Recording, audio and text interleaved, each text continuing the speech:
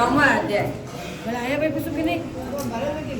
राजा प्रतु बोले, हे श्रेष्ठ मुनि नारद जी, आप कार्तिक मास के व्रत में जो तुलसी की जल में भगवान विष्णु निवास बताकर उस स्थान पर मिट्टी का पूजन करना बतलाया गया है।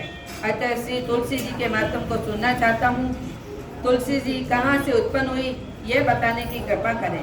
नारद जी ने कहा, राजन आप सावधान होकर सुनो। तुलसी जी की महिमा, जन्म और प्राचीन इतिहास सुनिए। एक समय गुरुदेव बृहस्पति देवराज इंद्र कैलाश पर्वत पर शंकर जी के दर्शन करने गए तो भगवान शंकर अपने भक्तों की परीक्षा ली। उन्हें जटाधारी दिगंबर उनके मार्ग में अवरोध डाला। यद्यपि वह तेजस्वी, शांत, लंबी भुजा और चौड़ी छाती वाले गौंडवन अपने विशाल नेत्रों से युक्त सिर पर जटाधारी वैसे ही बैठे थे, तथापि उन भगवान शंकर को न पहचान कर इंद्र ने उनका नाम, दाम आदि परिचय पूछा और कहा, शंकर जी आपने अपने स्थान पर हैं या कहीं गए हैं। इस पर उस तपस्वी ने कुछ न कहा, परंतु त्रिलोकीनाथ ऐश्वर्य के गर्वित होकर इंद्र कब चुप रहता। उन्होंने क्रोधित होकर तपस्वी को गुड़क कर कहा, अरे मैं पूछता हूँ, तू उत्तर क्यों नहीं देता? अभी तुझे वज्र से मारता हूँ, फिर देखता हूँ तुझे कौन तेरी रक्षा करता है।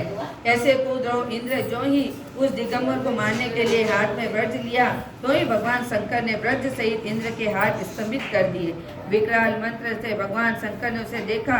जो ही ऐसा व्यतीत हुआ मानो दिगंबर प्रज्वलित हो उठे, तेज से जला देंगे।